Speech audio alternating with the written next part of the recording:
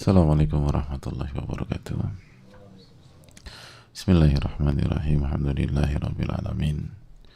Wa bihi nasta'in ala umuri dunya wad din, wa salatu wassalamu ala asyrafil anbiya wal mursalin wa ala alihi wa sahbihi wa man sara ala nahjihi bi ihsanin ila yaumidin, wa ba'd. Allahumma salli wa sallim wa barik wa an'im ala nabiyyina Muhammadin wa ala alihi wa sahbihi ajma'in. Hadirin Allah muliakan, alhamdulillah kita panjatkan puji dan syukur kita kepada Allah Tabaraka wa Ta'ala atas segala nikmat dan karunia Allah berikan dan Allah limpahkan kepada kita, sebagaimana salawat dan salam semoga senantiasa tercurah kepada Rasulullah alaihi salatu wassalam beserta para keluarga, para sahabat dan orang-orang yang istiqomah berjalan di bawah naungan sunnah beliau sampai hari kiamat kelak. Allahumma inna nas'aluka ilman nafi'a wa na'udzubika min ilmin la yanfa'.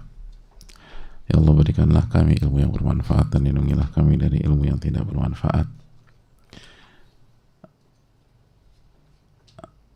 Ya Allah, lindungilah kami, berikanlah rahmat kepada kami,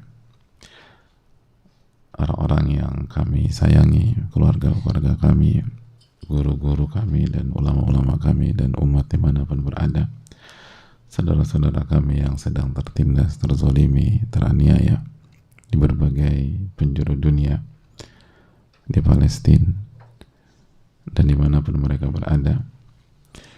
Rahmatilah mereka dan berikanlah pahala yang besar, dan berikanlah taufik untuk terus bersabar, dan berikanlah husnul khatimah kepada kami semua, amin ya rabbal alamin. Hadirin Allah muliakan, alhamdulillah kita harus banyak-banyak bersyukur terhadap apa yang Allah berikan kepada kita, karena apa yang Allah kasih itu sangat banyak dan tidak bisa kita hitung dan kita kalkulasikan. Wa in ta'uddu ni'matallahi la tuhsuha. Dan jika kalian menghitung-hitung nikmat Allah, maka kalian tidak akan bisa menghitungnya. Maka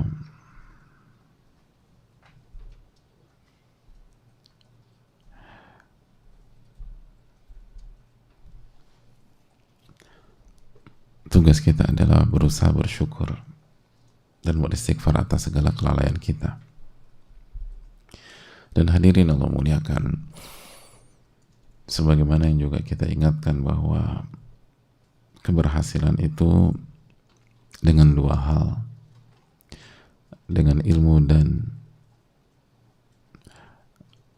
mimpi besar, dengan ilmu dan jiwa besar, ilmu dan ulul himmah, semangat yang tinggi dan semangat yang besar. Itu yang ditekankan oleh para ulama.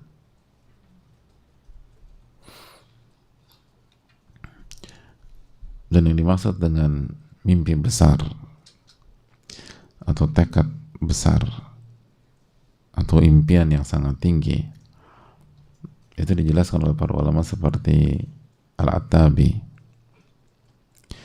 Beliau mengatakan fulanun ba'idul himmah. Kalau dikatakan seseorang memiliki mimpi besar, seseorang memiliki jiwa besar, seseorang memiliki ambisi yang besar, itu artinya idzan la yakunu lahu ghayatun dunal jannah. Maka artinya dia tidak punya mimpi yang lebih rendah daripada surga. Dia nggak punya tujuan selain surga. Itu yang dimaksud dengan ulul himmah. Mimpi besar, tekad besar, impian yang tinggi. Jika mimpinya adalah surga. Jadi kalau kita masih hanya mimpi duniawi, maka kita menurut para ulama bukan orang-orang yang punya mimpi besar. Kalau tujuan kita masih uang, masih harta, maka ulama kita mengatakan kita belum menjadi orang-orang yang punya jiwa besar. Orang-orang yang punya jiwa besar adalah orang-orang yang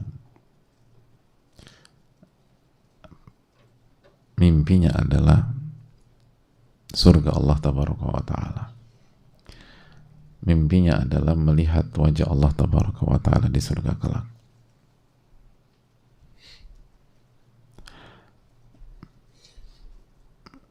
Itu mimpi yang paling besar. Dan kalau itu mimpi seseorang, maka dia harus menyimak sabda Nabi SAW, wa khuffatil jannatu bil makarih. Surga itu ditutup atau dipagari atau dikelilingi hal-hal yang tidak enak menurut syahwat kita, yang tidak disukai oleh syahwat kita.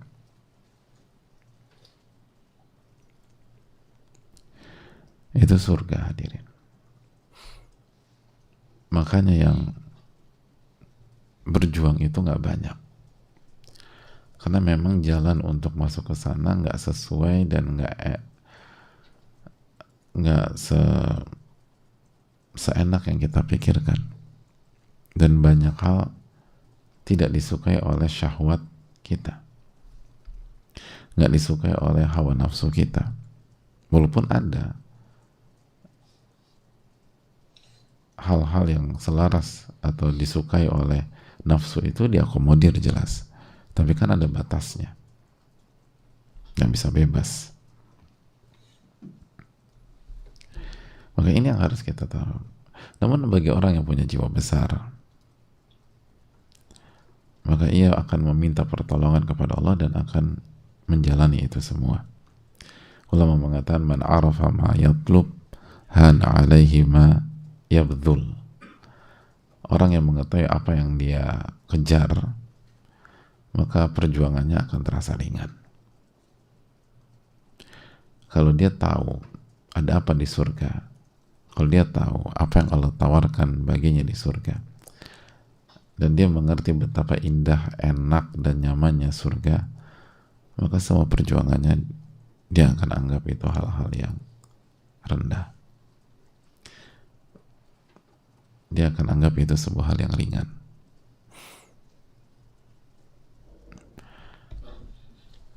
Sama kayak kalau ditanya,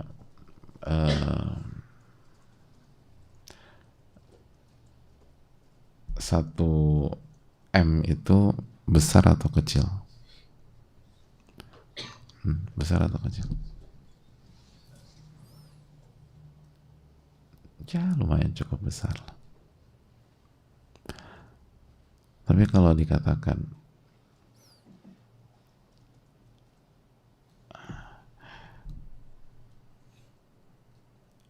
ada rumah di Menteng luasnya 3000 meter dijual dengan harga 1M.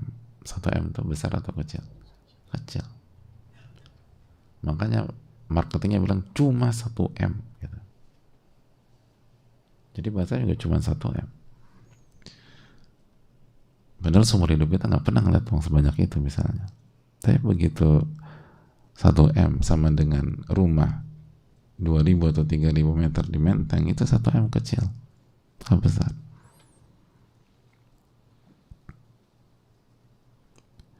Tapi kalau 1M aja besar itu. Walaupun 1M sekarang nggak kayak 1M di era dulu ya, era 90. Kayaknya kalau 1M era 90 tuh udah benar-benar kayak apaan tahu ya. Tapi sekarang masih besar. Tapi begitu 1M sama dengan rumah di Menteng 2000 meter, kecil 1M. Itu tadi. Kita berjuang, mungkin kita kelaparan, kita nggak punya duit, terus dikatakan hidup ini berat bro gitu. Iya berat, susah. Tapi kalau dikatakan Anda sabar jalan hidup kayak gini, maka Anda akan diberikan surga, ringan itu hidup kayak begitu. Karena surga, man arafa ma yatlub hana alaihi ma yabdul. Itu yang harus terus kita ingat. Makanya hidup kita nggak boleh lihat dari satu sisi saja, dan kita akan babak belur kalau ngelihat hanya dari satu sisi. Lihat secara utuh, lihat secara 360, lihat secara 360 derajat. Maka hana alaihi ma yabdul, dan banyak minta pertolongan kepada Allah tabaraka wa ta'ala. Hadirin Allah muliakan, sebagaimana biasa pagi ini kita akan buka sesi diskusi. Semoga Allah memberikan taufik kepada kita. Wassalamualaikum warahmatullahi wabarakatuh.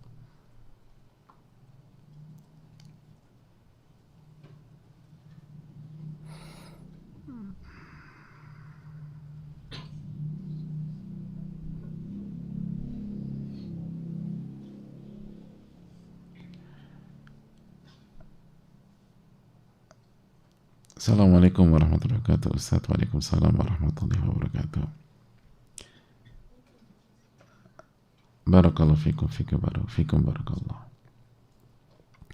Izin bertanya, saya baru hijrah dan masih banyak belajar, namun seorang teman minta diajarkan untuk belajar hijrah. Apa yang harus saya lakukan dengan ilmu yang masih dalam proses pembelajaran ini? Dan bagaimana cara mengajak teman-teman yang lain agar bisa ikut belajar bersama-sama? Mohon nasihatnya. Syukran jazakallahu khairan, semoga Allah mudahkan kami serta istiqomah, amin ya rabbal alamin. Yang pertama, jangan lupa doakan ulama, hadirin. Jangan lupa doakan Imam Nawawi rahimahullah. Itu terlihat sepele, tapi itu dalam konsep kita. La yashkurullah man la yashkurun nas. Tidak bersyukur kepada Allah orang yang tidak bersyukur kepada manusia. Dan sudah kita katakan bahwa opsi pertama adalah berusaha membalas dan mendoakan orang yang berjasa kepada kita. Dan kalau kita tidak mampu membalas, maka doakan. Man sana ilaikum ma'rufan fakafi'uh. Barang siapa yang berbuat baik kepada Anda, maka balaslah. Fa'ilam tukafi'uh. Dan kalau kalian belum bisa balas, maka doakan sampai kalian berpikir kalian bisa membalasnya. Tapi kalau jasanya adalah mengajarkan ilmu, gimana cara balasnya? Artinya kita tetap harus berusaha membalas, tapi sebanyak apapun dunia yang kita kasih misalnya, nggak akan bisa menggantikan jasa ilmu. Maka opsinya adalah doakan terus dan berusaha membalasnya. Nah, kalau seperti Imam Nawawi rahimahullah sudah wafat, maka benar-benar kita harus banyak-banyak mendoakan beliau dan ulama-ulama kita. Agar apa? Agar kita termasuk orang-orang yang bersyukur.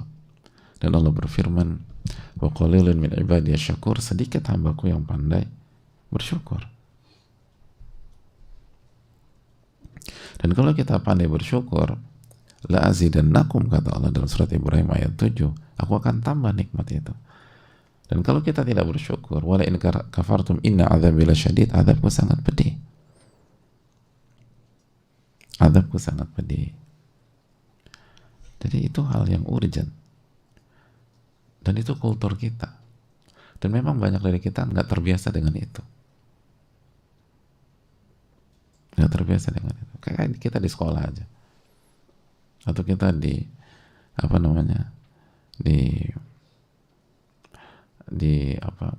di sekolah atau di seminar atau di kampus, siapa yang kita doakan guru-guru kita itu? Atau sebelum bertanya kita doakan dulu. Nah, ini yang harus dirubah. Jadi menunjukkan keutamaan dan ketinggian value kita. Islam itu ya'lu wa la yu'la. Islam itu sangat tinggi dan gak ada yang lebih tinggi. Jadi jangan pernah lupa itu, karena itu akan berdampak ke kita. Kalau kita sampai nggak mendapatkan gelar bersyukur, akhirnya kita kufur nikmat. Inna adzabi lasyadid, azabku sangat pedih. Yang pertama, hadirin sekalian, saya baru hijrah dan masih banyak belajar. namun seorang teman minta diajarkan untuk belajar hijrah. Yang pertama yang harus kita lakukan, banyak-banyak minta pertolongan kepada Allah. Dan syukuri nikmat hijrah kita, syukuri nikmat taubat kita, syukuri nikmat hidayah kita. Lalu yang kedua harus kita camkan bahwa secara umum perjalanan ini panjang. Dan kasus orang-orang yang diberikan hidayah, lalu semangat di awal-awal, lalu kehilangan bahan bakar di pertengahan jalan, lowbat pertengahan jalan, dan akhirnya tersungkur dan kembali lagi, itu nggak sedikit.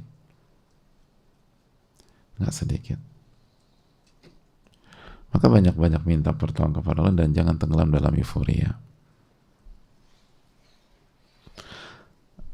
Lalu yang berikutnya, ketika teman minta diajarkan, maka ini adalah kesempatan untuk menambah pahala.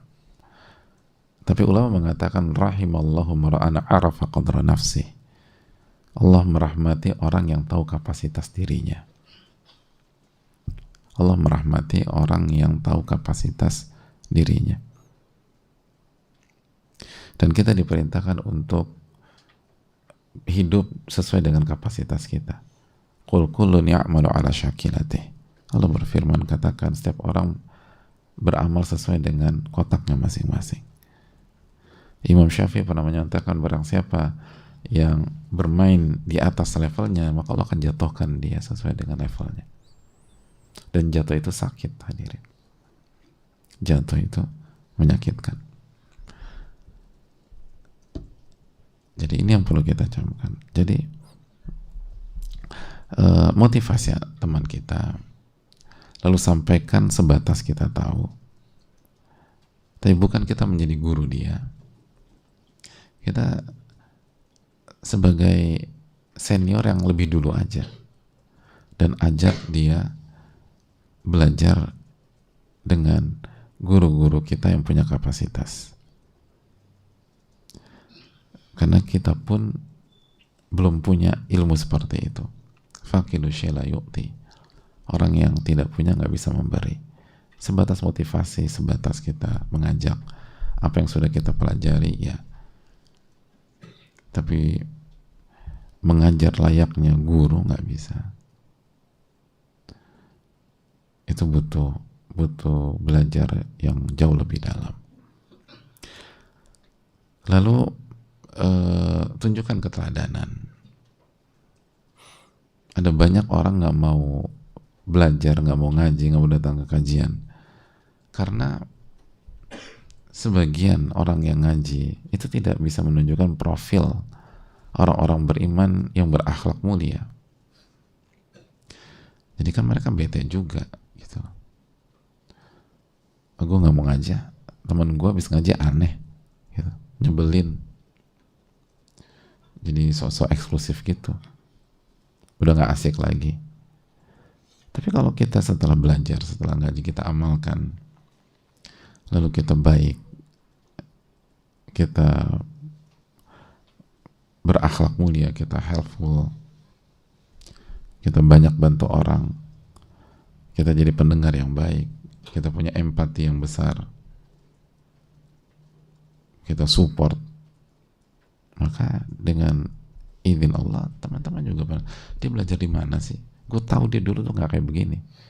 Dulu tuh dia nyebelinnya minta ampun. Sekarang kok asik orangnya. Kok dia baik sekarang. Ini ngajinya bener ini kalau gini. Ini berarti ngajinya nggak ekstrim. Buktinya dia jadi baik. Justru sebelum ngaji dia ekstrim, misalnya. Atau gue tahu sebelum dia begini dia arogannya minta ampun. Gue teman dia dari kecil. Tapi sekarang berubah nih orang, merendah, baik, low profile. Maka ini adalah hal yang paling penting untuk kita lakukan, khususnya kepada lingkungan kita, khususnya kepada orang-orang terdekat kita atau teman-teman lama kita. Teman-teman lama kita kan secara umum mereka nggak butuh retorika kita. Mereka butuh bukti, apalagi mereka tahu kartu kita dari dulu. Mereka seringkali lebih tersentuh kalau kita tunjukkan perubahan yang positif. Itu yang perlu kita tanamkan. Allah Ta'ala bisa.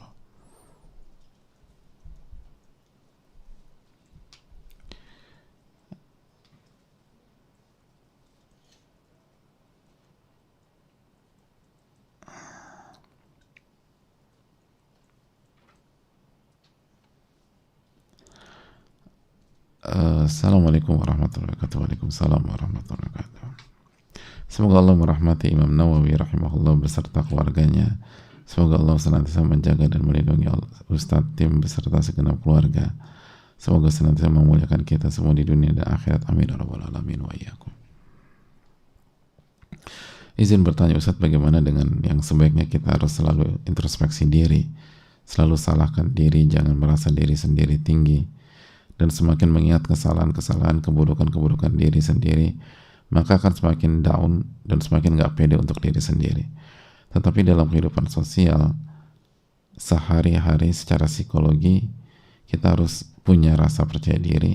Bagaimana cara menyeimbangkannya Ustadz? Karena saya sampai merasa sulit untuk lebih percaya diri di kehidupan sosial dengan keluarga, teman, dan lingkungan kerja. Terima kasih. Jazakallahu khairan. Assalamualaikum warahmatullahi wabarakatuh. Hadirin Allah muliakan, hendaknya ketika kita memahami sebuah konsep, kita pahami secara utuh. Makanya itu tadi pentingnya 360 degree untuk memahami sebuah hal. Kita harus lihat tuh 360 derajat. Baru kita akan mendapatkan konsep utuhnya. Sama kayak itu tadi kan, apabila kita kalau kita melihat gajah dan gambar, kita nggak pernah ngeliat gajah, lalu gambar yang dikasih hanya belalainya doang, maka kira-kira pandangan kita tentang gajah itu apa? Kita ngeliat belalainya doang, terus ditanya, tolong jelaskan tentang hewan yang bernama gajah. Keterangan kita apa? Han apa? Han ya Allah. Apa gajah itu?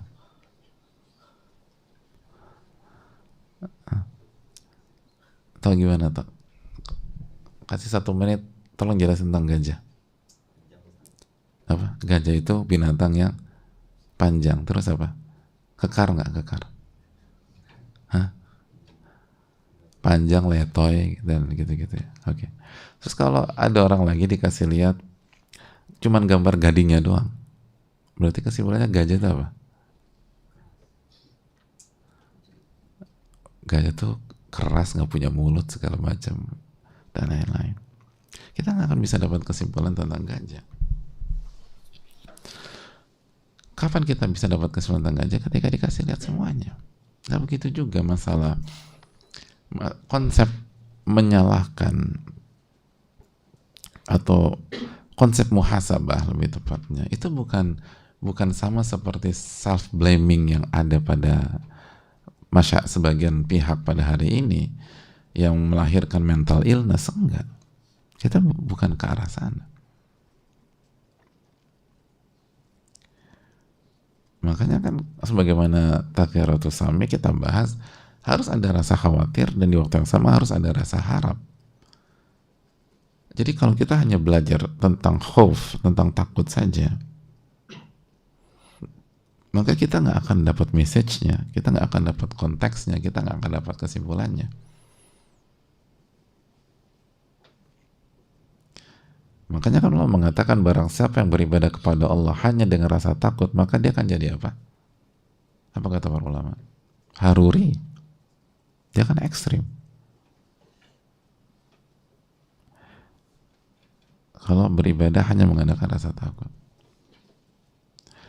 Terus Allah mengatakan kalau orang beribadah hanya mengandalkan rasa harap saja, berhasil? Enggak deh.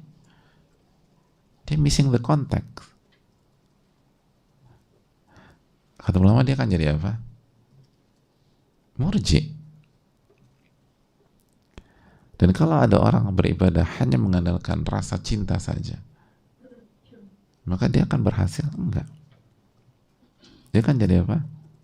Zindiq. Itu keterangan para ulama klasik kita.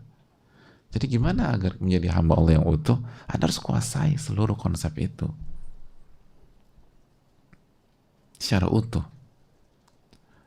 Lalu fa'atiku ladhi haqqin haqqah, dan tunaikan setiap amalan hati itu haknya masing-masing. Maka baru dapat keutuhan karakter seorang muslim, itu poinnya. Makanya butuh waktu. Butuh waktu. Itu secara the biggest picture-nya, itu secara gambaran besar. Kalau kita hanya melihat secara satu sisi, itu sering karena kita kehilangan konteks. Dan begitu kehilangan konteks, salah paham. Begitu salah paham, kita bisa menyimpang. Nas'alullah sama al-afiyah wa na'udzubillah minad dhalalah. Jadi itu poin. Ulama kita itu menyalahkan senantiasa atau punya hidupnya itu menyalahkan diri atau dosa-dosa sendiri, tapi nggak ada yang kehilangan kepercayaan diri. Mereka nggak kena mental illness, mereka sangat optimis. Kenapa demikian? Karena utuh, karena mereka mengamalkan seluruh dalil, bukan secara parsial. Mereka mengamalkan dalil abu ulaka bi ni'matika alayya wa abu ubi dhanbi. Aku akui seluruh nikmat-nikmat yang kau berikan kepada aku, dan aku akui seluruh dosa-dosaku. Aku ini salah saya. Gitu. Tapi mereka juga di waktu yang sama mengamalkan hadis Nabi SAW, yu'jibunil fa'lu. Aku tuh kagum dengan optimisme. Mereka juga di waktu yang sama mengamalkan firman Allah, la taqnatu min rahmatillah innallaha yaghfiru dzunuba jami'a. Jangan pernah putus asa dari rahmat Allah. Allah ampuni seluruh dosa jika kalian bertaubat. Surat Az-Zumar ayat 53. Jadi semua dalil itu tuh diamalkan secara utuh gitu. Jangan pernah putus asa. Allah ampuni dosa kok. Allah ampuni dosa.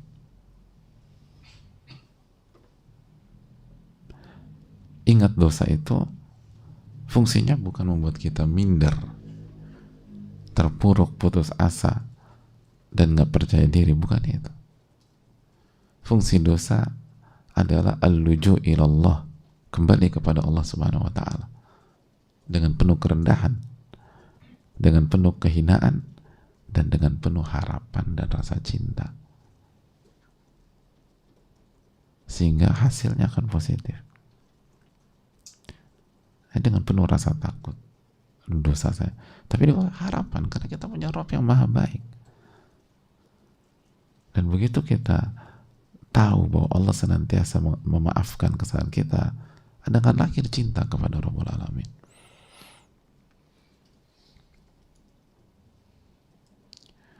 Orang itu buat salah fatal, lalu dia berhadapan dengan pihak yang dizoliminya, lalu pihak yang dizoliminya itu memaafkannya, itu dia bisa nangis di depan, walaupun laki-laki, nangis, dia minta maaf banget, maaf, dan nangis dengan berbagai macam rasa, di antaranya rasa simpati dengan ini, rasa malu, rasa bersalah, tapi juga rasa ini orang kok baik banget sama saya, ini orang kok baik banget sama gue udah beginiin, dia masih kasih maaf. Itu ke depan bisa setia banget orang kayak begitu. Itu manusia dengan manusia. Bagaimana dengan Rabbul Alamin? Walillahil mathalul a'la. Apalagi Allah nggak bisa disamakan. Ampunan Allah maha sempurna. Jadi itu yang perlu kita tanamkan bersama-sama, hadirin.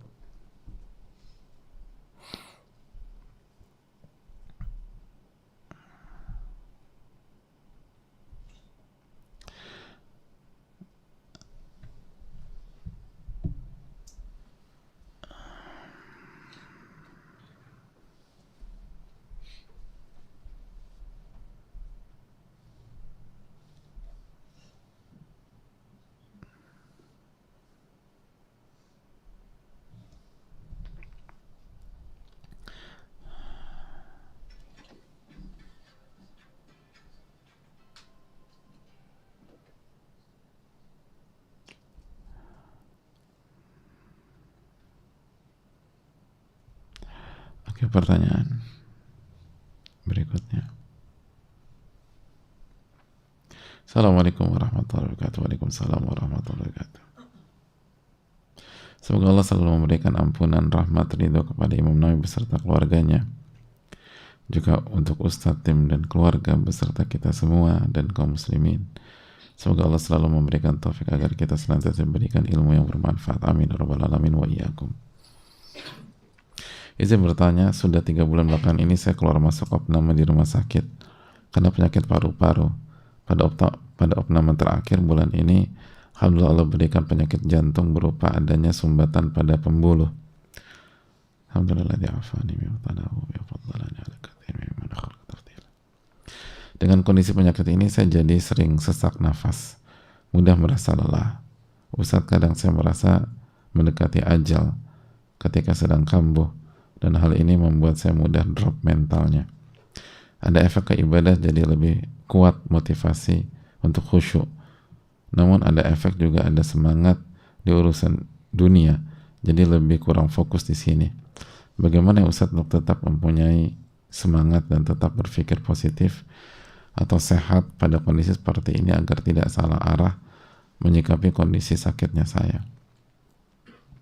Bagaimana supaya mentalnya tidak mudah drop saat sedang kambuh-kambuhnya? Semoga Allah mudahkan Ustadz membimbing saya dan kita semua. Jazakallahu khair Ustadz, dan terima. Barakallahu fikum barakallahu iyyakum.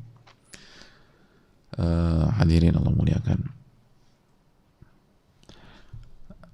Yang pertama, semoga Allah memberikan pertolongan kepada kita dan kepada penanya, dan diberikan kesabaran, dan semoga Allah memberikan kesembuhan atau diberikan yang terbaik. Amin ya rabbal alamin. Kondisi sesak nafas memang berat, hadirin, dan artinya saya pribadi bisa mengerti, nggak mudah, dan orang yang pernah ngalamin itu bisa ngerasain itu. Memang benar, kayak perpisahan itu sudah di depan mata. Perpisahan itu sudah di depan mata. Jadi memang tidak mudah dan tidak ringan. Makanya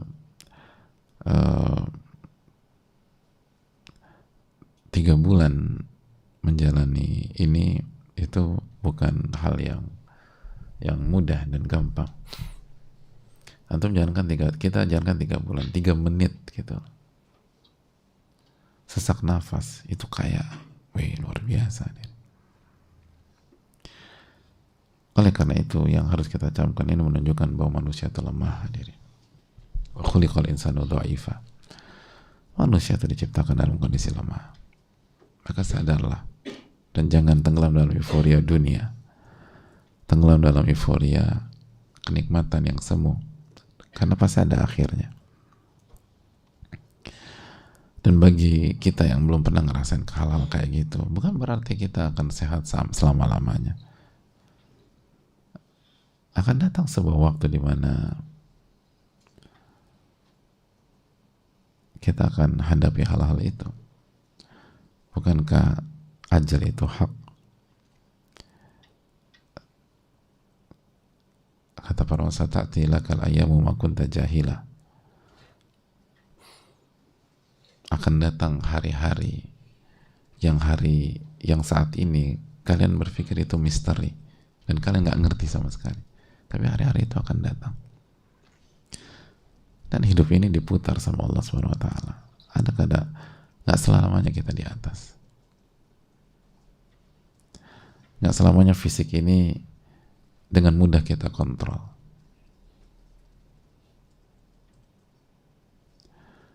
Coba sekali jenguk orang sakit, yang sakit stroke. Gimana untuk ngangkat tangannya, seseorang tuh butuh perjuangan habis-habisan. Dan betapa beratnya menerima kenyataan seperti itu. Tangan yang puluhan tahun kita bisa begini-beginikan, naik tangan segala macam, tiba-tiba nggak bisa kita angkat dan nggak diikat, nggak diborgol, nggak disemen, nggak ditanam, bebas. Lalu di waktu yang sama kita lihat cucu kita yang usia 6 bulan atau 8 bulan dia bisa bebas begini-begini. Wah itu nggak mudah. Nggak mudah. Ada orang yang punya tubuh, dia pengen ke kanan tubuhnya ke kiri. Dia pengen ke kiri tubuhnya ke kanan.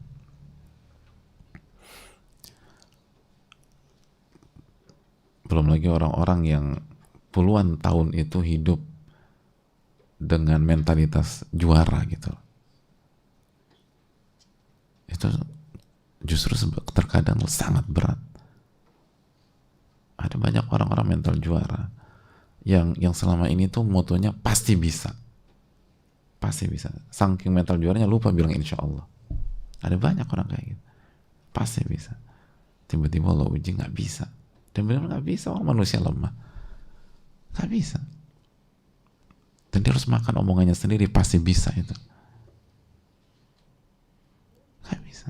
Gitu. Dia pengen berdiri nggak kuat.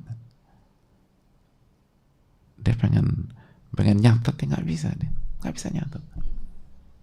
Dia pengen jalan nggak bisa. Padahal beberapa waktu yang lalu dia bisa lari, dia bisa loncat, dia bisa segala macam, dia bisa itu. Apalagi bernafas. Poinnya adalah kalau itu aja membuat orang terpuruk. Sesak nafas berat hadirin. Nggak bisa ngangkat tangan itu secara umum nggak ada konsekuensi kematian, kan begitu. Atau cukup jauh lah dengan melihat kematian. Tangan nggak bisa diangkat, itu aja membuat orang jatuh. Ini sesak nafas. Oleh karena itu nggak mudah dengan hal-hal demikian. Maka minta pertolongan kepada Allah dan sadari hakikat manusia, bahwa manusia itu lemah. Manusia selemah itu loh kita gitu loh. Jadi kalau kita sehat, ya kita tahu nggak hadir, misalnya tahu nggak teman-teman manusia itu lemah? Pasti jawabannya tahu, gue juga ngerti kali, gue juga madrasah, gue juga pondok segala macam. Iya, karena Anda lagi sehat. Begitu Anda sakit, dan untuk menghirup nafas panjang aja nggak bisa. Itu.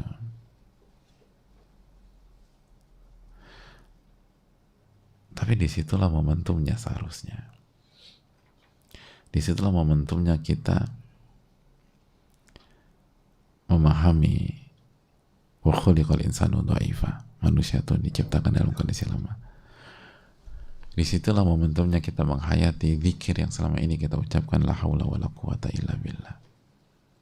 La haula wa la quwata illa billah.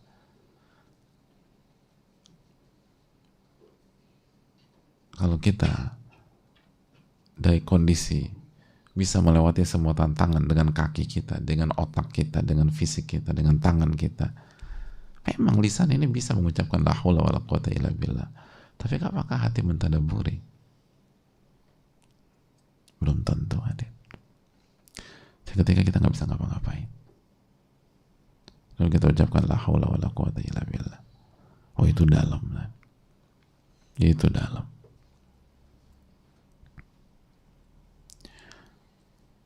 Maka ini kesempatan mentadaburi, ya hayyu qayyum birahmatika astaghith aslih li sya'ni kullahu wa la takilni ila nafsi tarfata ain. Dan jangan tinggalkan aku walaupun sekejap mata. Itu.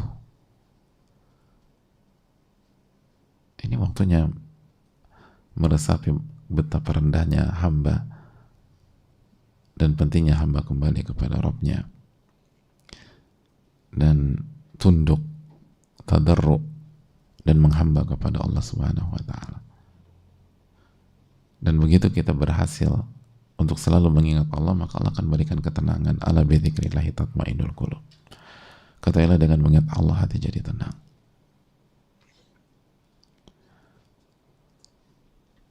Dan kita akan semangat hadirin. Semangat. Semangat dalam masalah ibadah dan juga semangat mengerjakan aktivitas dunia kita yang merupakan merupakan sarana kita menuju akhirat, yang merupakan kewajiban-kewajiban kita, yang bermanfaat bagi umat, karena itu adalah bekal ke akhirat. Bukan jadi malas ngapa-ngapain, jadi semangat. Dan itulah hidupnya orang-orang soleh. Bahkan mereka nothing tulus sudah. Ya kayak kita harus ngerjakan PR. Semangat kita ketika PR itu dikumpulkan 3 bulan lagi dengan PR itu dikumpulkan besok, kan beda semangatnya. Dan kita akan habis-habisan. Maka habis-habisan juga menuju akhirat. Dan menuju akhirat itu kan yang pertama jelas kita harus ibadah, kita harus sholat, kita harus berzikir, dan juga mengerjakan tanggung jawab duniawi kita atau akses duniawi kita yang bermanfaat dan yang bisa menjadi sarana menuju akhirat. Bermanfaat itu penting, dan dengannya kita akan berhasil. Dan jangan pernah lelah dalam berjuang, dan jangan buruk sangka kepada Allah Subhanahu wa taala. Dan ingatlah selalu ucapan Nabi Ayub alaihissalam yang Allah hikayatkan dalam surat Al-Anbiya ayat 83, ketika Allah berfirman, wa Ayyuba, dan Nabi Ayub idnada rabbahu, ketika beliau menyampaikan sesuatu kepada Rabbnya, anni massani yadur, aku disentuh oleh rasa sakit, wa anta arhamur rahimin, dan engkau zat yang paling sayang kepadaku dibanding semua pihak yang sayang dan penyayang. Engkau yang paling sayang kepadaku, wa anta arhamur rahimin. Lihat bagaimana Nabi Ayub nggak ngeluh, nggak pesimis, dan senantiasa memuji Allah Subhanahu wa taala. Semoga Allah Subhanahu wa taala memberikan pahala besar kepada penanya dan kepada setiap kita yang sedang sakit, dan semoga Allah memberikan taufik untuk selalu bersyukur bagi kita yang sedang sehat, dan semoga kita diberikan ilmu nafi. Subhanakallahumma wa bihamdika, la ilaha illa anta, astaghfiruka wa atubu ilaik. Assalamualaikum warahmatullahi wabarakatuh. Syukran.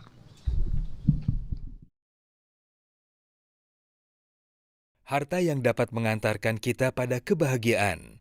Ada banyak ikhtiar dalam menggunakan harta pada hal-hal yang Allah ridhoi, seperti mengeluarkan harta untuk beribadah, berinfak untuk keluarga terdekat, dan bersedekah untuk saudara-saudara yang jauh.